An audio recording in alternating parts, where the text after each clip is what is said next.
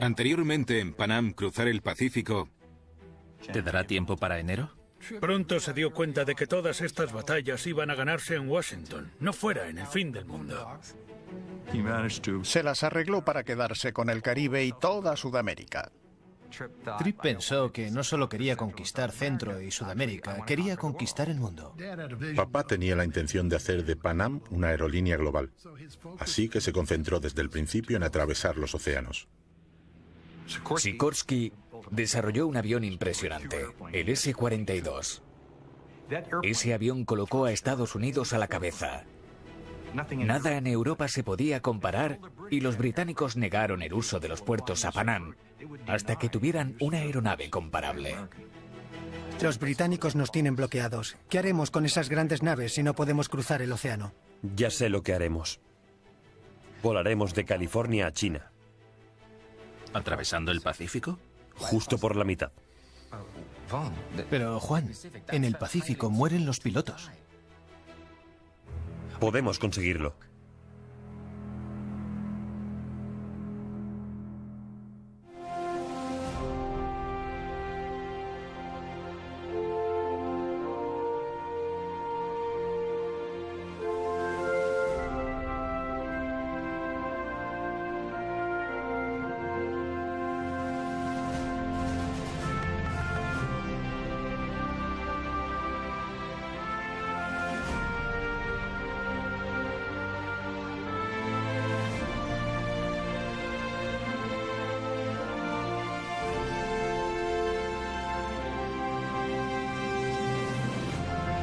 Pan Am, cruzar el Pacífico.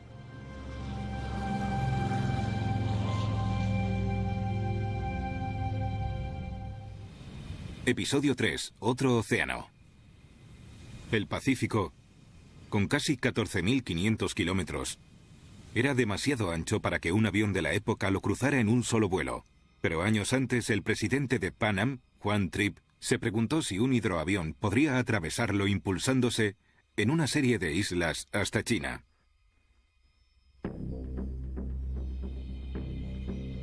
Con el mapa ante él, Tripp casi podía ver la ruta. El espacio que separaba a San Francisco de Hawái se podría cruzar en hidroaviones.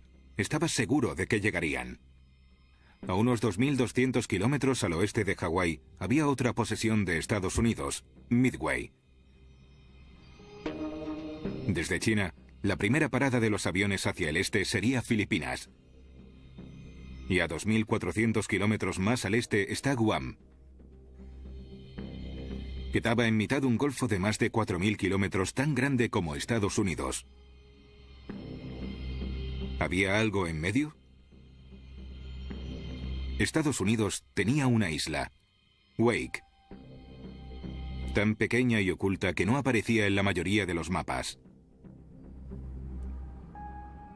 Acabó por mirar los cuadernos de bitácora de los antiguos barcos Clipper y encontró que la mencionaban de vez en cuando. Nadie había vivido nunca allí, no había agua, no había nada con lo que sobrevivir. Solo medía 5 kilómetros cuadrados y sobresalía 3 metros del agua con marea alta. Pero la isla Wake estaba justo donde tenía que estar, a medio camino entre Midway y Guam. Sin decírselo a nadie, Tripp guardó esa información para cuando la necesitara. Ahora, con la ruta aérea del Atlántico bloqueada, había llegado el día de usarla. Dutch, necesito que hagas algo por mí. ¿Qué? Necesito que averigües todo lo que puedas sobre las islas Midway y Wake. ¿Las islas del Pacífico? Eso es. Tripp ordenó a Dutch Siltauer, antiguo piloto de la Marina y miembro de Pan Am, que investigase en el Departamento de la Marina. Sé discreto. Le dijo a Siltauer que fuera a Washington a husmear y que nadie se enterara de lo que hacía. La investigación confirmó que Midway servía para los propósitos de Pan Am. Durante décadas ha sido una estación submarina de telégrafos, así que eso que tenemos. Hay una línea de islitas que la señalan desde Hawái, así que no será difícil de encontrar. ¿Qué hay de Wake? Wake es un misterio.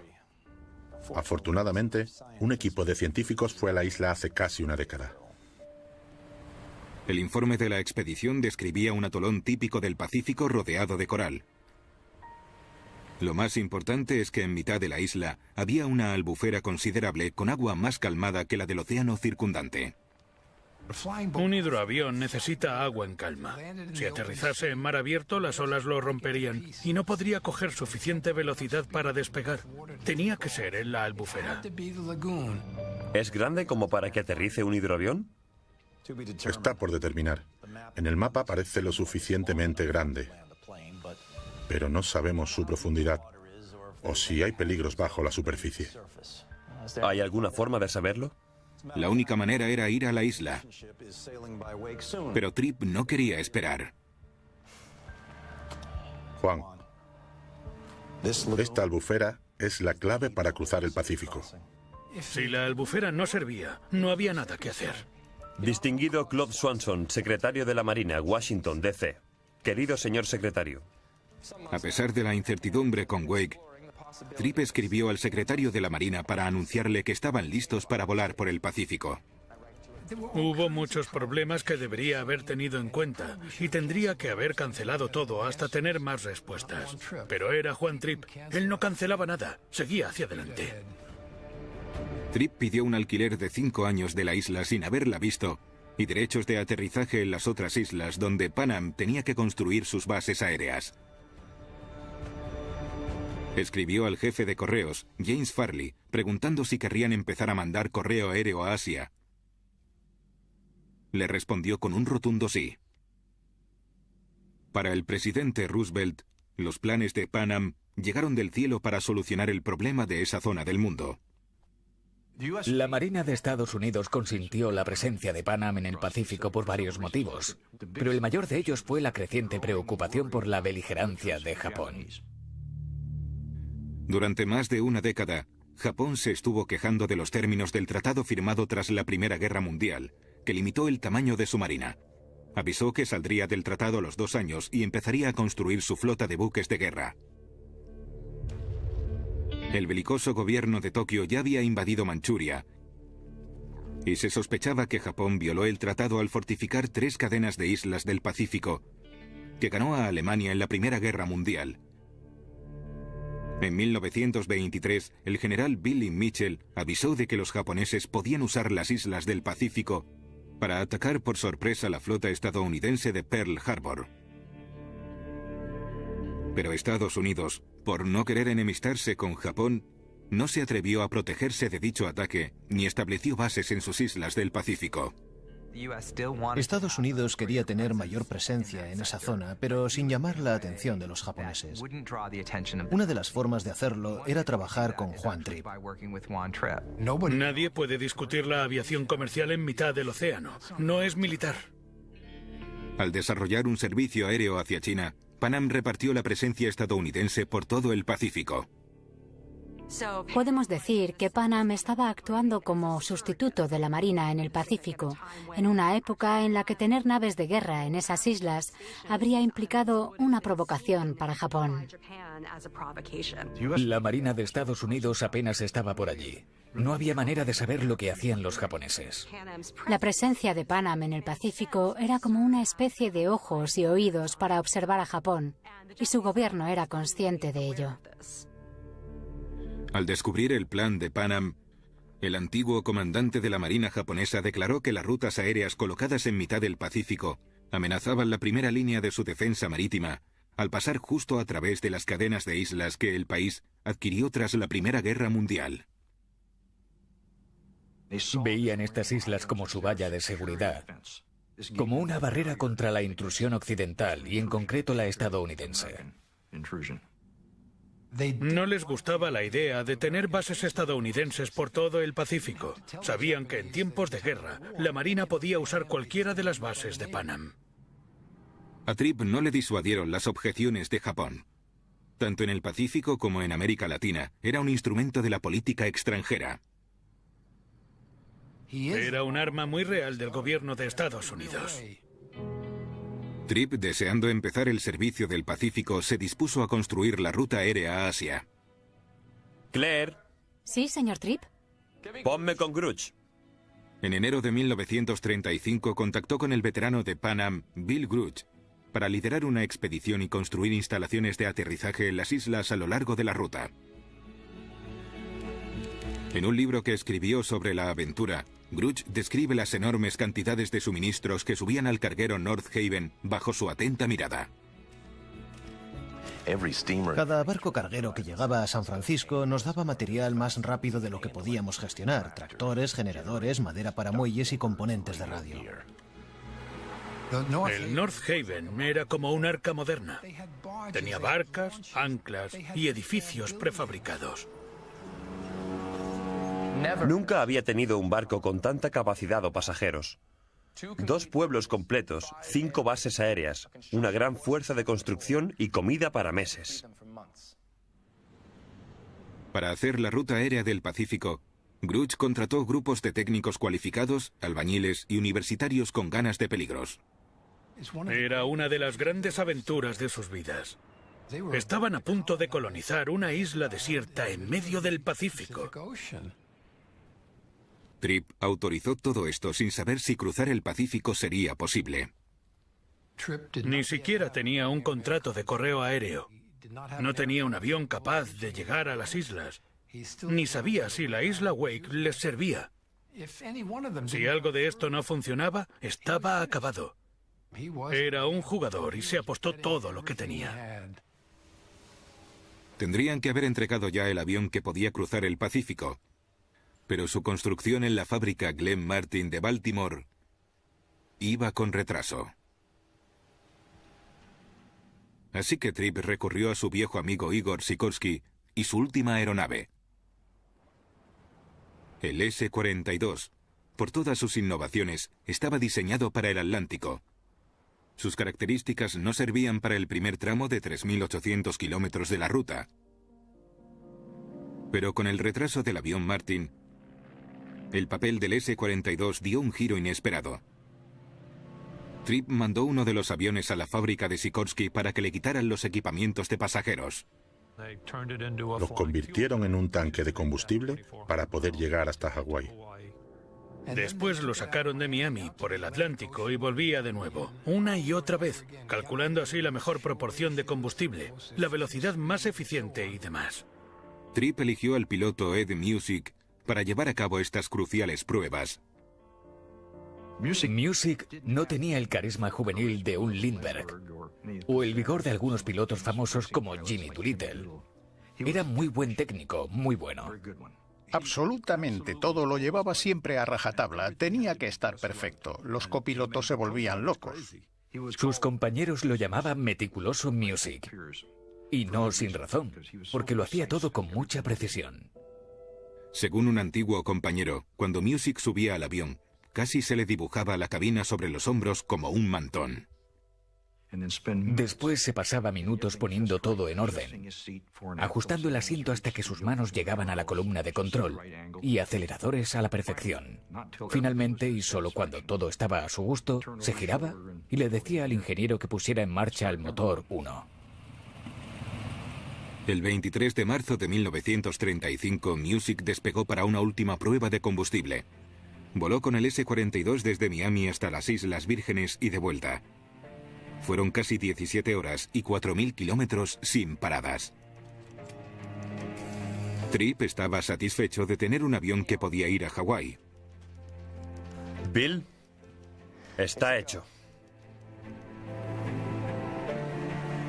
Al día siguiente, dio la orden de zarpar al North Haven. Y cuando el barco llegó a Hawái, descargaron las enormes antenas de navegación por radio de Pan Am, que reemplazaron a las anteriores. Siguiente parada, Midway.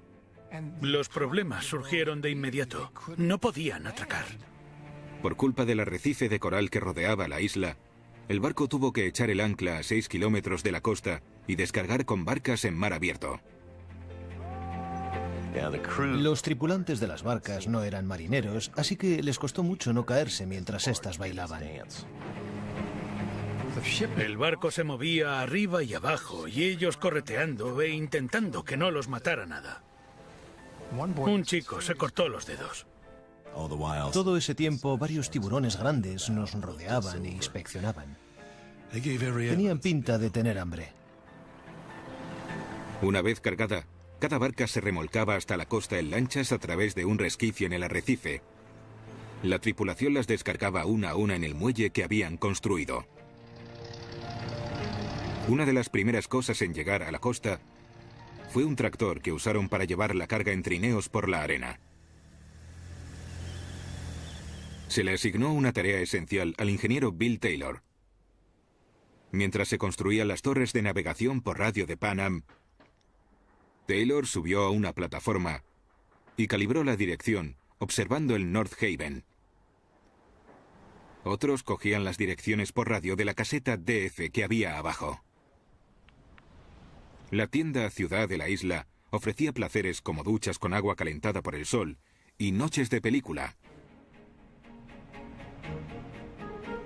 Pero el trabajo era agotador. Un tripulante escribió a su amada que se levantaban a las 4:30 y trabajaban hasta la noche.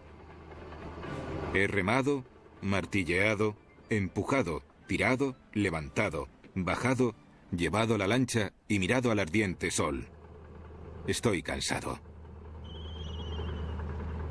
Además del reto de la construcción, Midway era una reserva nacional de aves, así que tuvieron que tener mucho cuidado de no dañar a los habitantes emplumados, especialmente al albatros de Laysan.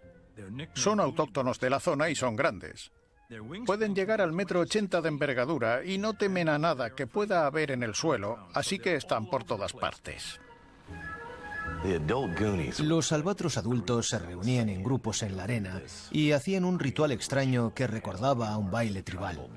Lo hacían continuamente por toda la zona. Bill Taylor recuerda los problemas que supusieron. La madre albatros volaba al mar cada día, cogía algunos peces y volvía a alimentar a los pequeños, que se quedaban siempre en el mismo sitio porque si no, no comían. A los pequeños albatros ni un tractor los movía y teníamos que enviar un guarda por delante que los recogía y en cuanto los soltaba volvían corriendo al mismo sitio. Los pájaros retrasaron a los equipos de construcción, pero no pudieron pararlos. La primera base del Pacífico de Pan Am estaba cada vez más cerca de completarse.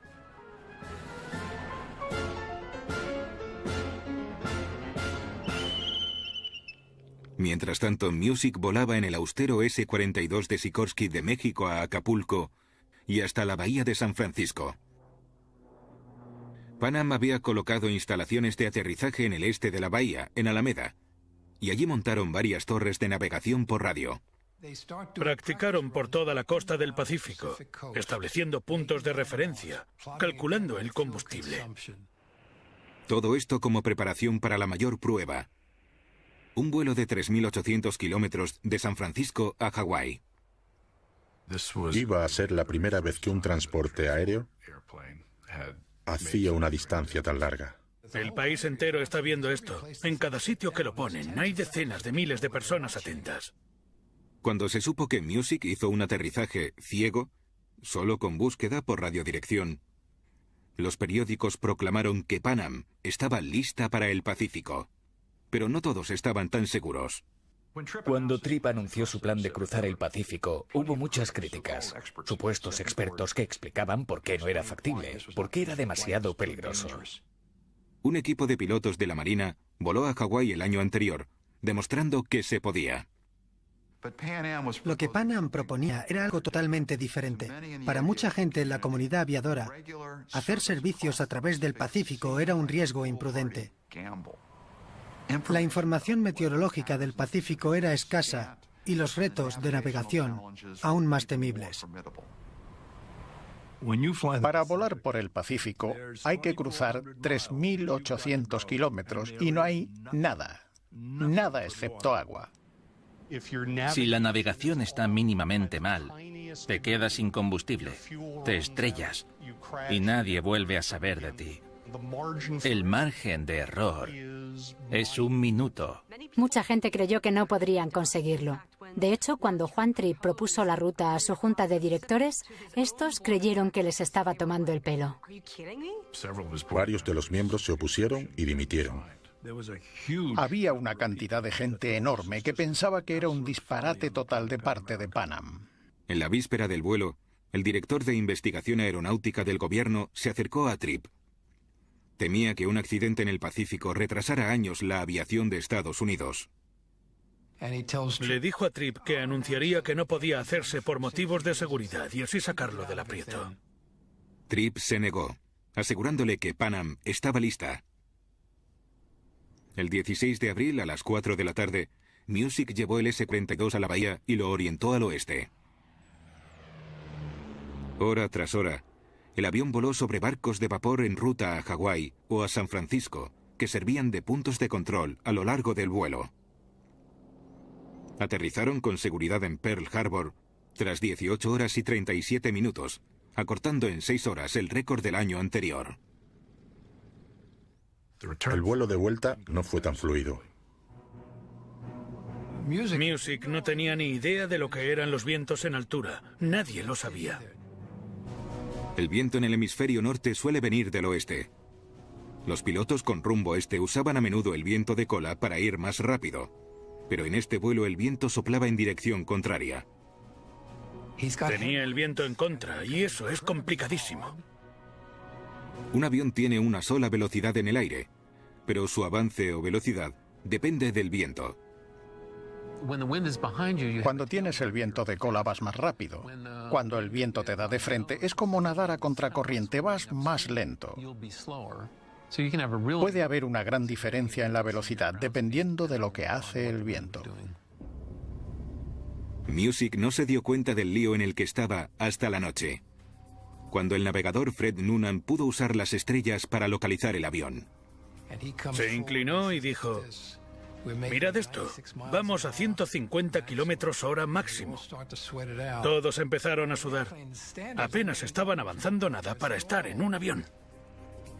En Alameda, el director de comunicaciones de Pan Am, Hugo Lutteritz, y las esposas de la tripulación seguían el vuelo intranquilos. Se han encontrado viento de cara. Y en el este, Tripp, Sikorsky y el ingeniero jefe André Priester lo seguían por teléfono. Ya deberían haber aterrizado. Viento de cara. Muy fuerte. De vez en cuando este viento violento se calmaba un minuto o se movía de un lado a otro, pero siempre volvía. Era como una mano que cogía el avión en mitad del océano, reteniéndolo.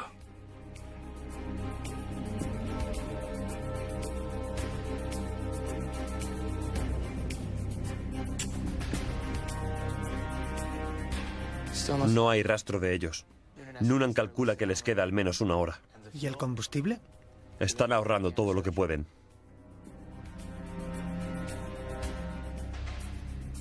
En el avión, el ingeniero de vuelo Big Wright hizo que los motores exprimieran cada gota de combustible.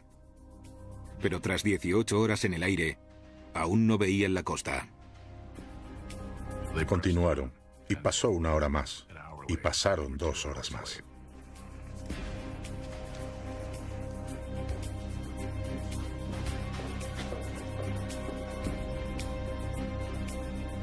En Alameda, la esposa de Wright se atrevió a preguntar: ¿cuánto pueden estar en el aire? Sobre 21 horas. No te preocupes. Llegarán.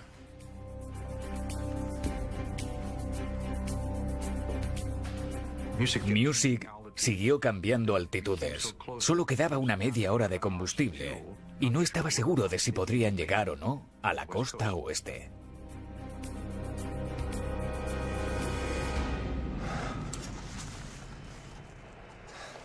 Van a conseguirlo.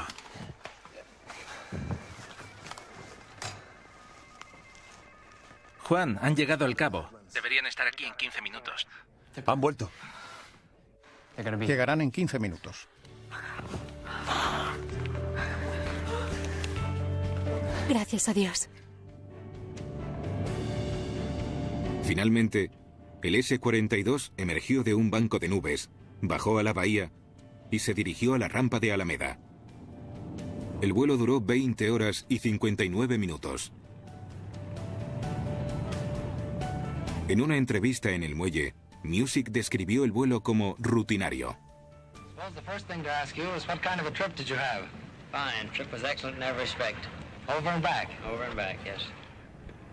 La verdad es que habían estado muy cerca del desastre. Mientras los demás bajaban, Big Wright se quedó atrás para ver cuánto combustible quedaba. Dijo que los tanques apenas tenían nada en el fondo. No tenían suficiente como para dar una vuelta a la bahía.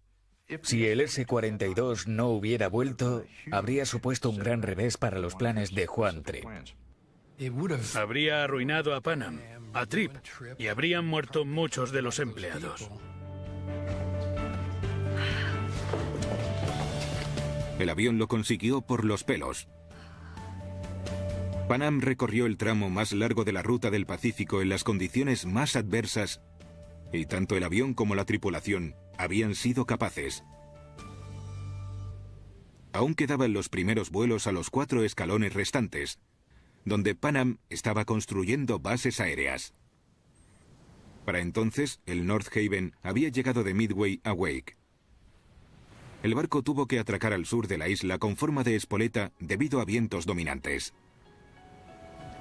El plan de Pan Am era construir la base en Wilkes, el más cercano de los islotes que conformaban Wake. Pero al llegar vieron que era propensa a inundaciones e inadecuada. Tendrían que construir el pueblo y la estación de radio en una zona más elevada, a más de 1.600 metros de la zona de aterrizaje, al otro lado de la Albufera, en el islote al norte Peel.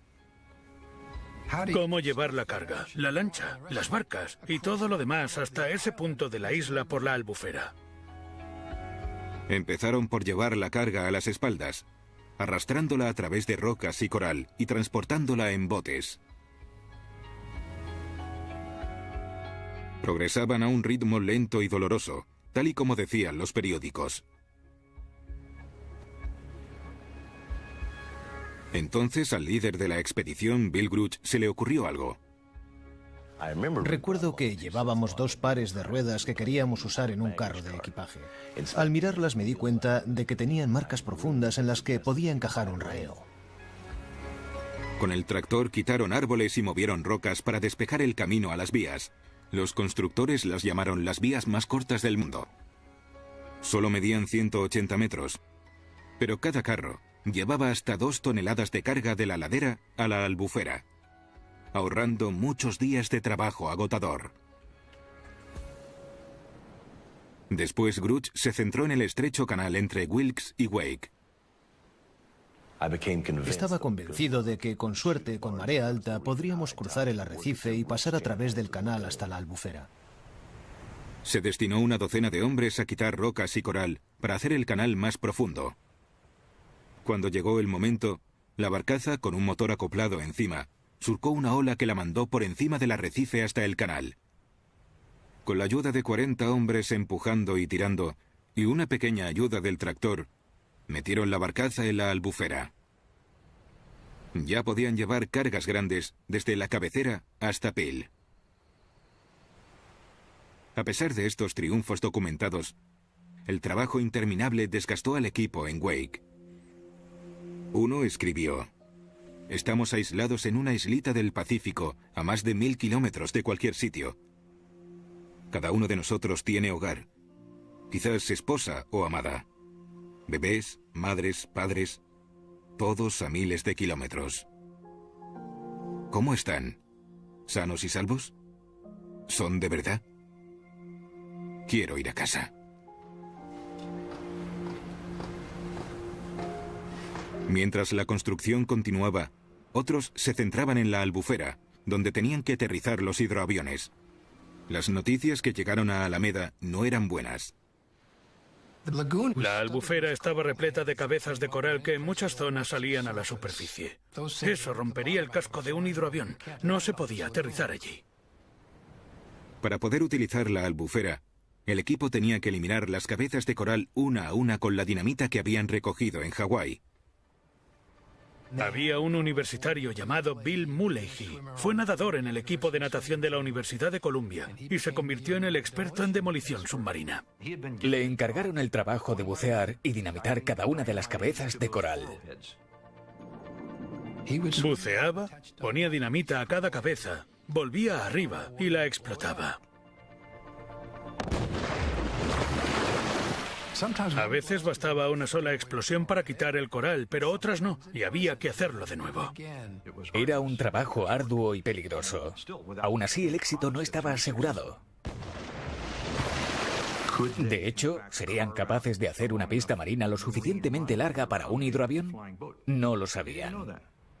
3 meses y 100 cabezas de coral después, apenas habían llegado a la mitad de la albufera. Tripp no estaba dispuesto a esperar más.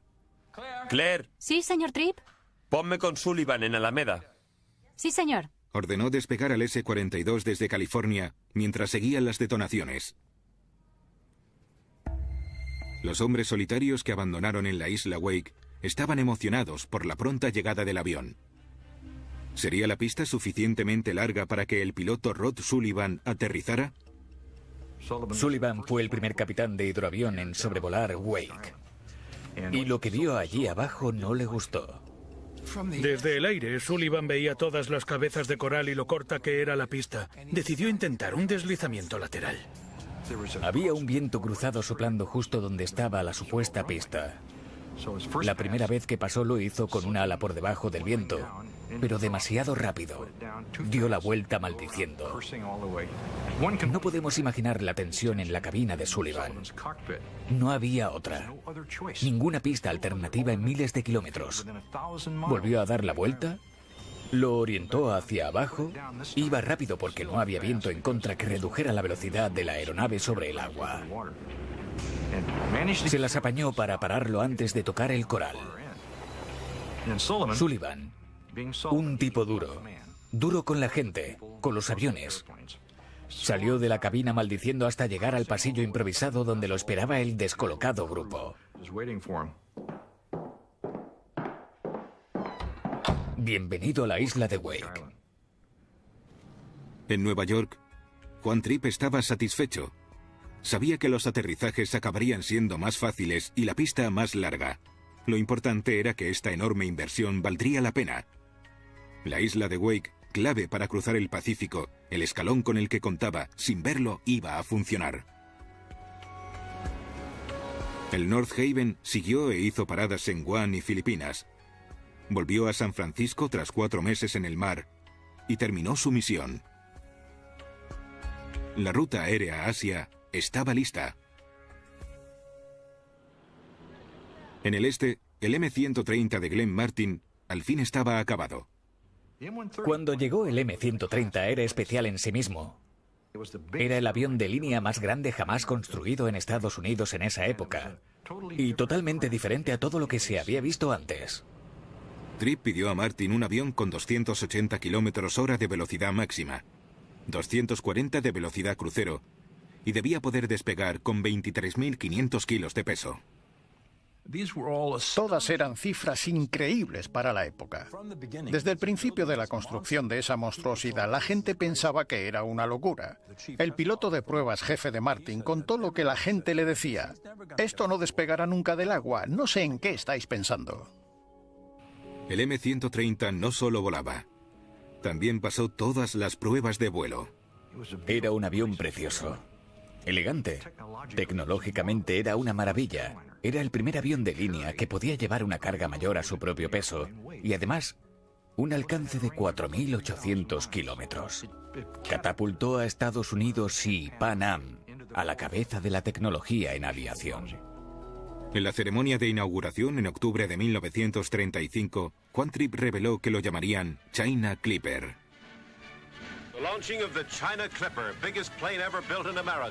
Después de un barco estadounidense que atravesó el Pacífico 100 años antes.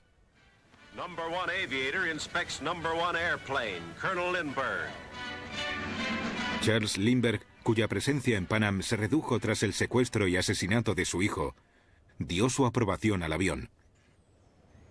Pero fue Music el que se puso al frente, rehaciendo el camino que ya había recorrido con el S-42. En San Diego, Music grabó y regrabó taciturno la ceremonia de llegada para el noticiario. Aborrecía la publicidad, aborrecía los flashes, los apretones de manos y a la gente clamando autógrafos.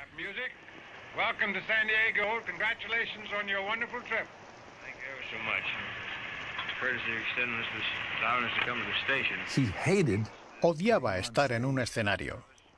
Le pedían que dijera algo genial, y subía y decía: estoy contento de estar aquí. Era la cruz del Departamento de Relaciones Públicas. Le suplicaban que les dijera algo sobre la puesta de sol. Él decía que lo haría y lo hacía. Puesta de sol, 6:39 GMT, y ya está. Solo estaba cómodo en la cabina de un avión. No quería tener nada que ver con aplausos y fama, pero los tuvo de todas formas, y vendrían aún más. Good afternoon, everyone, from the rim of the Pacific Ocean. The occasion of this broadcast is the inauguration of the first trans-Pacific air mail service by Pan American Airways China Clipper. El 22 de noviembre de 1935, más de 20.000 personas se reunieron en la terminal de Pan American Airways de Alameda. 100.000 más lo hicieron en las comunidades colindantes. Había gente asomada a la ventana por toda la bahía de San Francisco. Estaban mirando, estaban entusiasmados. Millones de personas en el mundo seguían el evento a través de una retransmisión de radio a 4 continentes. La CBS y la NBC estaban en directo 1 hora antes del despegue y describían la escena. The China Clipper in front of us weighs 25.5 tons, but she's built, you see, to cut the air without even so much as a rivet to catch it. Todo el mundo estaba atento a la radio y los que podían estaban mirando. El lanzamiento del China Clipper tuvo un público enorme, similar a los lanzamientos de cohetes en los años 60. De hecho, no hubo un evento aeroespacial con tanto público pendiente hasta que la NASA intentó orbitar la Tierra o enviar gente a la Luna. El Departamento de Relaciones Públicas de Pan Am preparó una ceremonia para marcar la carga de 100.000 cartas y paquetes en el avión. Now early today, an old overland stagecoach drawn by 6 horses made the trip to the Clipper's moorage here as a salute from the old to the new. Creo que parte del misticismo y del atractivo del acontecimiento estaba ligado al peligro del viaje en sí. Cualquiera que estuviera celebrándolo se acordaba de cuando los pilotos de correo aéreo morían volando sobre tierra. Y entonces Juan Trippe propone cruzar el Pacífico. Por Dios. El Pacífico seguía siendo un factor desconocido. En la mente de los estadounidenses era un vacío enorme. El M-130, tan fantástico, apenas se había probado. Nunca había sobrevolado una gran masa de agua. Te diriges a un trozo de tierra enano, en mitad de un océano inmenso y sin carreteras. O lo haces todo perfecto, o mueres. Fue una gran aventura que podría haber terminado de la peor forma. Nadie lo sabía aún. Now, ladies and gentlemen, you are to hear from J.T. Tripp, president of the Pan American Airways system. It is significant and appropriate that the first scheduled air service over a major ocean route extending 1/3 of the way around the world is being started under the auspices of the American government by an American company and in charge of American captains and crews. Tripp enfocó muy sabiamente el evento como estadounidense. Había incluso un grupo de Boy Scouts con una bandera de 36 metros que decía a la vista de todos: esto es estadounidense. Es importante tener en cuenta que esto ocurrió tras la Gran Depresión. Era 1935. En esa época, Estados Unidos estaba en su punto más bajo. La depresión afectó a todos y a todo. A mediados de los años 30 el paro seguía muy elevado y el país estaba en peligro. Entonces llegó ese triunfo histórico estadounidense. La industria estadounidense y sus trabajadores habían construido ese avión. No fue solo un espectáculo tecnológico apasionante. También dio esperanza a la gente, sensación de progreso.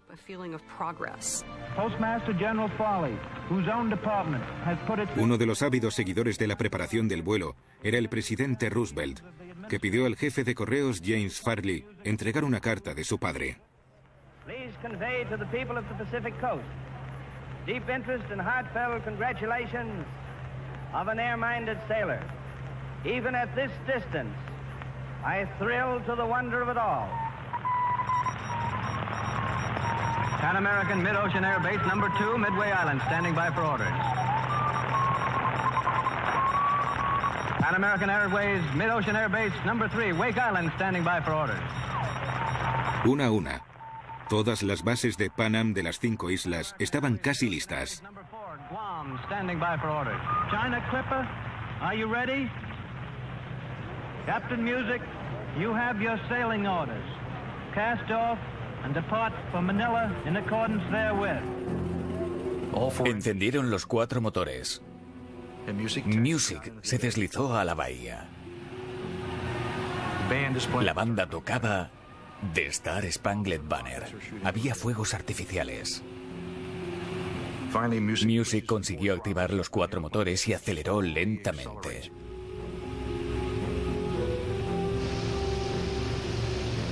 Music se desplazó por la bahía y el avión iba tan cargado que no podía levantarse del agua. Al final, Music consiguió subirlo. Subió unos 15 metros y fue todo lo que pudo subir. Frente a él estaba el puente de la bahía en construcción. La carretera aún no estaba, así que había una red de metal colgando en el cielo. Music se dio cuenta de que no iban a pasarlo. Music fue el hombre adecuado para el momento. Tomó una decisión crucial. En vez de intentar pasar por encima del puente, que parecía imposible para el China Clipper, inclinó el morro hacia abajo y voló por debajo. Justo detrás salió un grupo de avionetas con reporteros y prensa pensando que eso era parte del guión.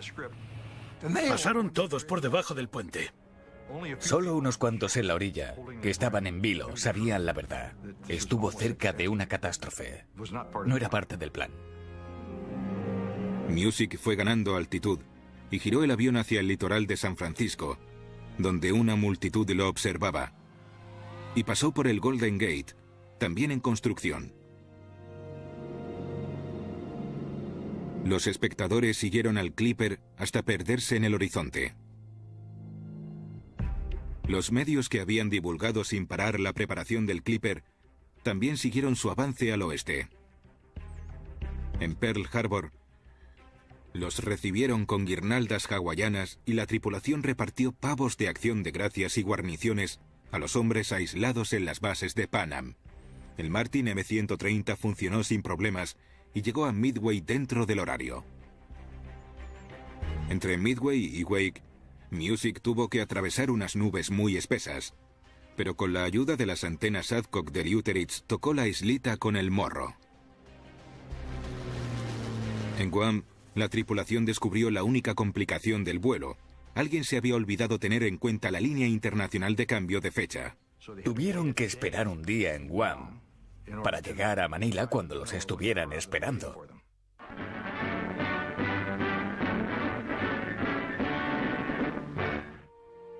Seis días después de salir de San Francisco, aterrizaron en Manila. Les esperaba una gran celebración. Había mucha más gente que la que dejaron en San Francisco. Más de 200.000 filipinos salieron a recibir el avión. Había gente por toda la bahía de Manila, asomados a las ventanas, tocando el claxon, etc. Revolution in transportation.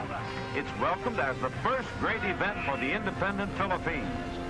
Music se abrió paso para entregar la primera carta de correo aéreo transpacífico del presidente Roosevelt al presidente Quezon. I want to congratulate you, Captain Music, and you gentlemen, for your successful flight. Lo pusieron ante docenas de micrófonos, esperando una descripción impresionante y vívida del glorioso triunfo. Music hizo lo posible por ser él mismo. Le preguntaron por el viaje y dijo: sin incidentes. Aún así, los filipinos le mostraron gratitud con un banquete y un desfile. Era el centro de atención. Lo condecoraron, abrazaron y saludaron. Esta vez incluso lo disfrutó. Hay fotos de él sonriendo. Eso para Music es que lo disfrutó. El vuelo inaugural del China Clipper convirtió a este reacio héroe en uno de los pilotos más famosos del mundo. Para Filipinas, recién independizada, el vuelo representó algo más: el fin al aislamiento que sentían desde hacía tiempo. Algunos historiadores lo llaman tiranía de la distancia. La gente estaba muy limitada, sobre todo porque se veían atrapados en un lugar durante la mayoría de su vida. You have swept away forever the distance which from the beginning of time has separated the great continent of America from the beautiful islands of the Pacific. Esta gente sentía que les habían descubierto el resto del mundo. Son sentimientos que no entendemos, porque ese mundo ya no existe. Fue un logro tecnológico tremendo y también una señal para todos de que no tenían que limitar sus vidas por lo que antes pensaban que eran distancias insalvables.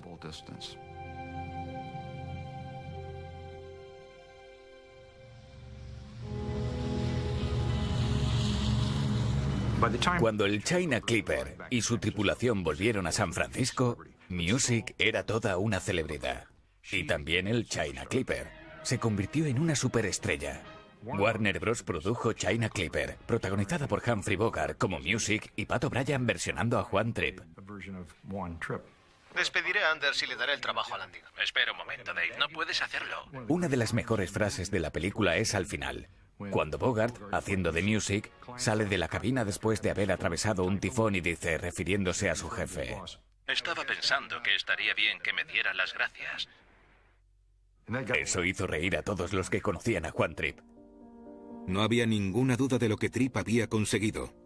De volar 140 kilómetros de Cayo Hueso a La Habana en 1927, a cruzar el océano más ancho del mundo en su punto más grande solo 8 años después. Imposible de creer. Podemos atribuirle todo a la visión y obsesión de este único hombre.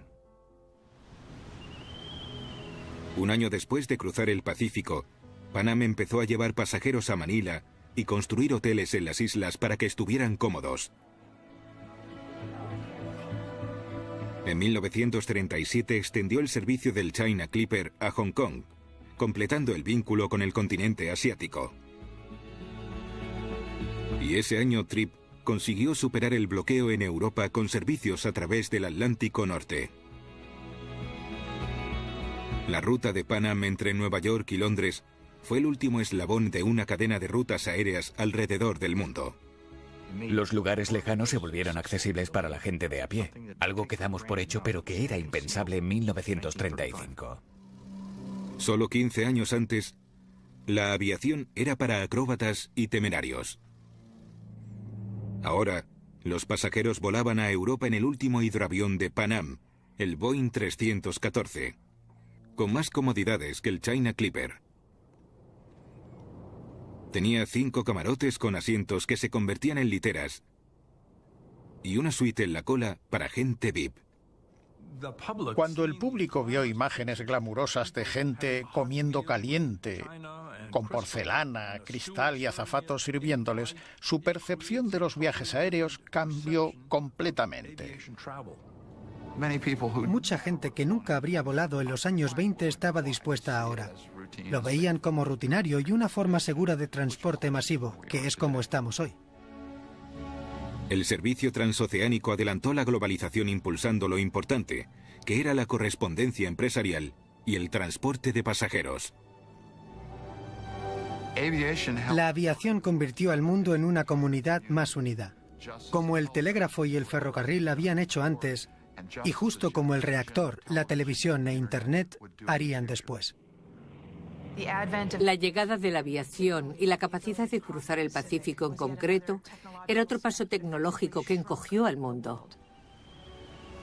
Lugares que se encontraban a semanas en barco, ahora estaban a días de distancia.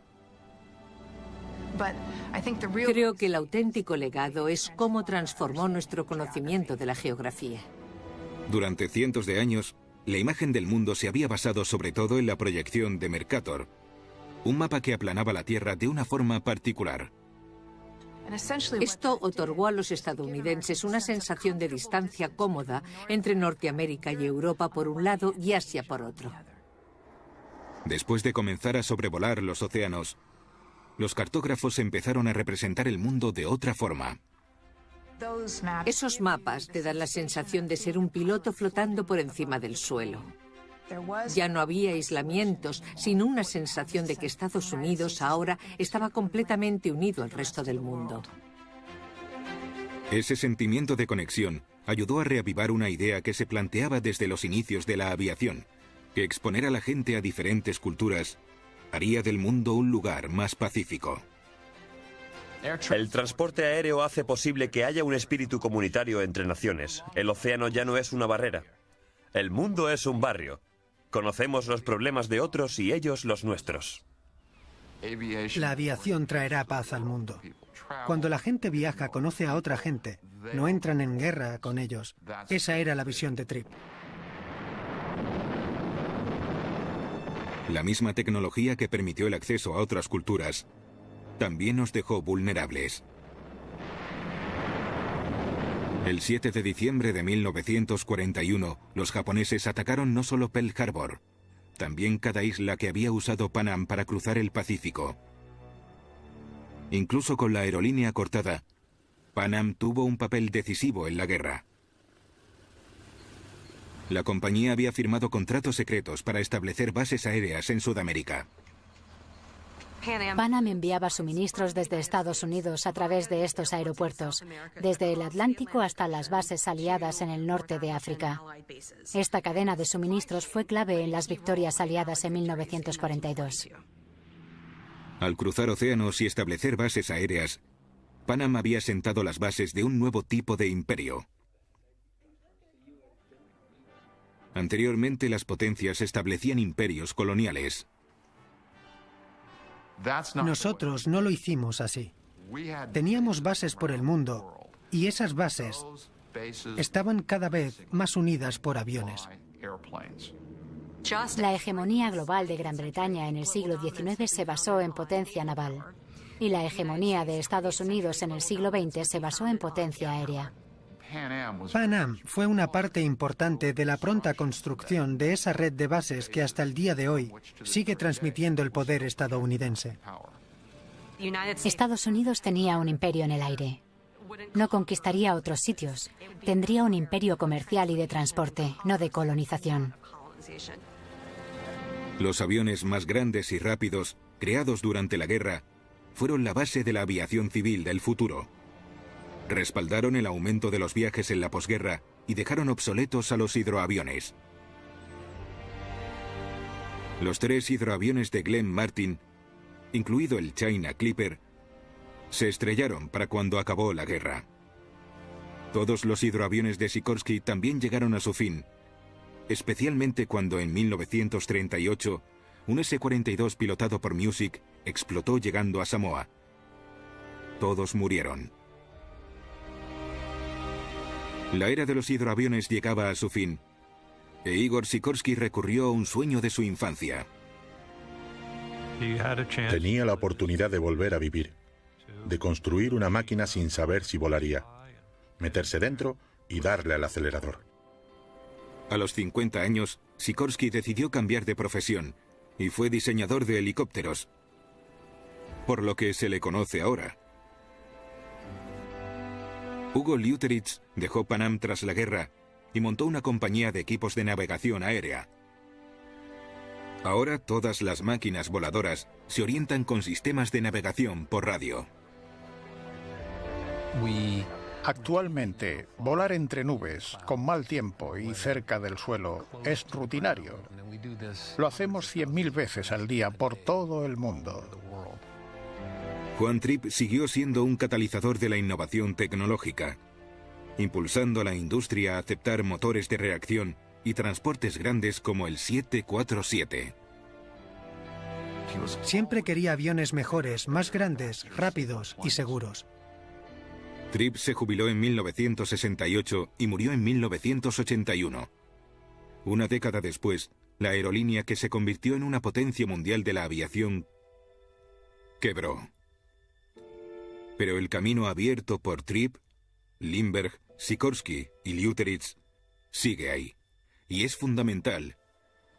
Viajar por aire une al mundo. Y cada día, 5 millones de pasajeros suben a 34.000 vuelos internacionales, muchos de ellos transoceánicos.